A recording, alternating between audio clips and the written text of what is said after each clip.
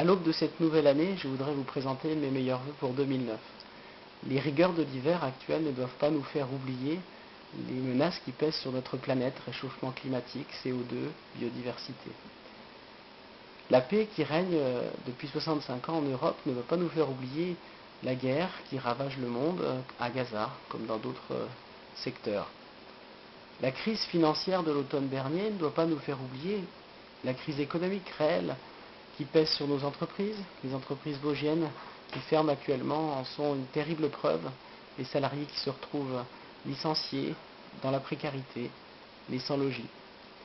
Et puis enfin, il y a les menaces sur notre liberté, menaces que font peser un certain nombre de réformes actuelles sur l'enseignement, sur la justice, sur l'audiovisuel public. De graves menaces, il me semble. Mais nous ne devons pas pour autant être pessimistes. Ce ne sont pas des vœux de pessimisme, mais au contraire, nous devons prendre notre courage à deux mains et nous mettre au travail. Les collectivités, communes, communautés de communes, pays, conseil général, conseil régional, doivent montrer l'exemple, elles qui déjà aujourd'hui procurent 3/4 de l'investissement public. Et puis également, nous devons montrer l'exemple au niveau national grâce à la démocratie. Nous avons la chance de vivre en démocratie.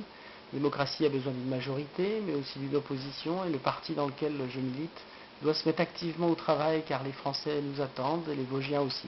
À Paris comme à Épinal, nous devons avoir une parole forte et des propositions concrètes pour sortir de cette impasse. Nous avons des raisons d'espérer. Le président nouvellement élu, Barack Obama, aux États-Unis, peut ramener l'Amérique que l'on aime. Les élections européennes qui auront lieu en juin prochain peuvent, si les citoyens le décident ainsi, réorienter l'Union européenne dans un sens beaucoup moins libéral qu'il ne l'est aujourd'hui, où la droite gouverne depuis 6 ans.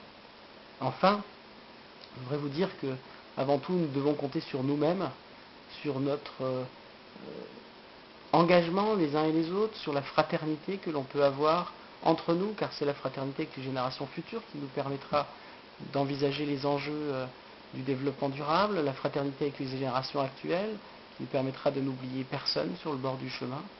Donc ce sont des vœux de fraternité, de bonheur partagé que je voudrais vous adresser pour 2009. Bonne et heureuse année à tous.